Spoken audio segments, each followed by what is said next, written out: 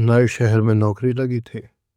Salary कम थी, लेकिन जिस कंपनी में नौकरी लगी थी वो अच्छी थी।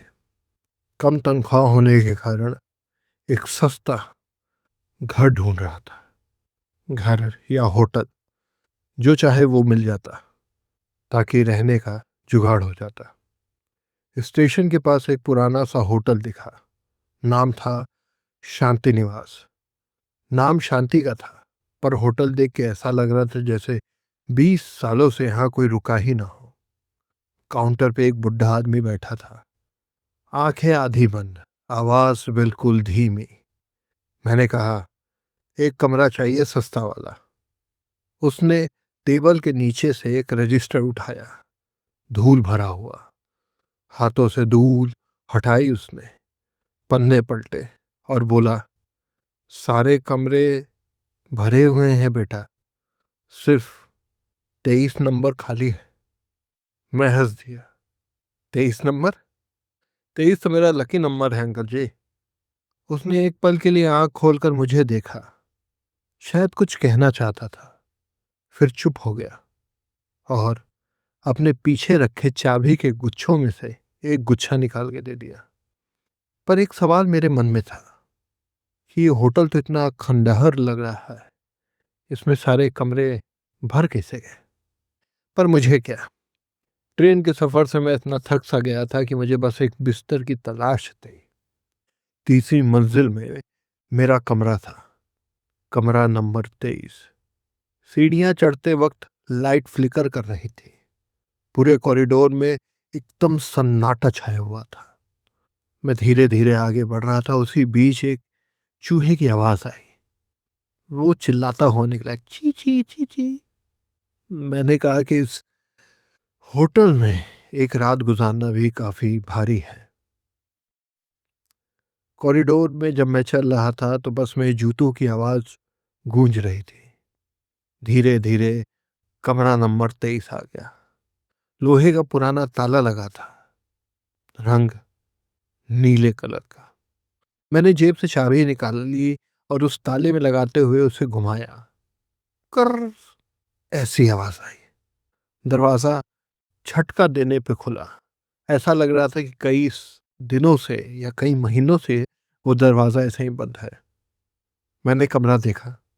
कमरे में साफ सफाई थी, सारी चीजें एकदम सही तरीके से रखी थी। कमरे में एक पलंग, एक मेज, एक अलमारी और दीवार पे एक बहुत पुराना आईना था जिसमें धूल जमी हुई थी। कमरा साफ था, लेकिन आईने पे धूल जमी थी। खिड़की से बाहर जब मैंने देखने की कोशिश किया तो पता चला कि उसके बगल में भी एक कमरा था। खिड़की के बाहर दीवार थी। पहले लग रहा है वहां जगह खाली थी, लेकिन बाद में उसमें कमरे बना दिए गए। धीरे धीरे वक्त गुजरता है, मैं फ्रेश होता हूँ, कपड़े बदलता हूँ, फैन ऑन करके बेड पे लेट जाता हूँ। थकान इतनी थी कि आंख लग गई। जब उठा तो रात के 10 सवा 10 बजे रहे थे। सफर के लिए मेरी माँ ने मुझे कुछ खाने के लिए दिया था। मैंने बैग से उसे निकाला और खाया।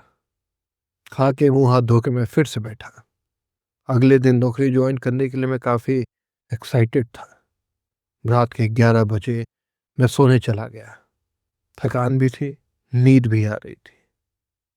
तकरीबन सवा 12, 12:20 के बीच में एक जोर की आवाज होती है और लाइट चली जाती है और पूरे कमरे में अंधेरा और एक अजीब सी खामोशी। लेकिन सबसे हैरान करने वाली बात यह थी कि उस कमरे में जो आईना था जिस पे खूब सारी धूल जमी थी, उसके अंदर से हल्की सी रोशनी आ रही थी। मैं उठकर बैठा, उठा, आईने के पास गया। आईने में अपना चेहरा देख रहा था कि तभी मुझे एहसास हुआ कि मेरे पीछे कोई खड़ा है। मैंने पलट के देखा तो कुछ नहीं था, लेकिन फिर मैंने जब आईने की तरफ देखा तो मुझे एक लंबा और भयंकर साया दिखाई दिया। मैं झट से पलटा। इस बार भी कोई नहीं था। लाइट आई, आईने पे उंगली से कुछ लिखा हुआ था। ऐसा लग रहा था कि किसी ने भीगे हाथों से उसमें लिखा है। लिखावट को जब मैंने ध्यान से पढ़ा तो मेरे गर्दन के पीछे रोए खड़े हो गए। उस पे लिखा था, कैसे हो अमित, भाग जा। मुझे समझ में नहीं आया कि ये क्या हुआ। मुझे लगा कि मैं कोई सपना देख रहा हूं। मैंने अपने चेहरे पे धीरे से चाटा मारा। मेरी गलतफहमी भी दूर हो गई कि मैं सो रहा था। अब मुझे कुछ समझ नहीं आ रहा था।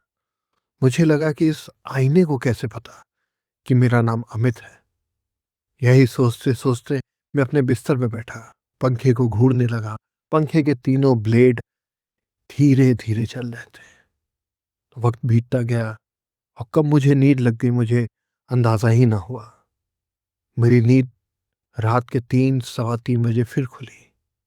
कमरे में इस बार एक आहट थी, किसी के चलने की। टक टक टक। ऐसा लग रहा था कोई भारी वस्तु मेरे चारों तरफ घूम रही है। मेरा दिल मेरे सीने से निकलकर मेरे मुंह में आ गया। मेरे हाथ पैर ठंडे पड़ने लगे।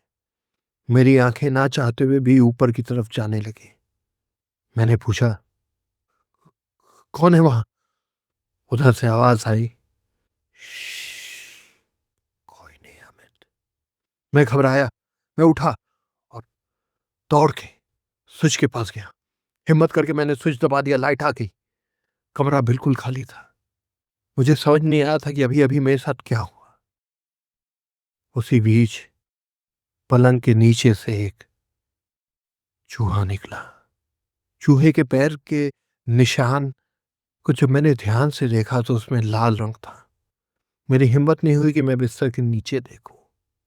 हिम्मत जुटा के मैंने जब बिस्तर के नीचे देखा तो खून से सनी हुई एक लाश थी। उसको देखते हुए मैं चिल्लाया और दौड़ के कमरा खोल के भागने लगा। जब मैं नीचे भागा तो देखा कि रिसेप्शन में कोई नहीं बैठा है।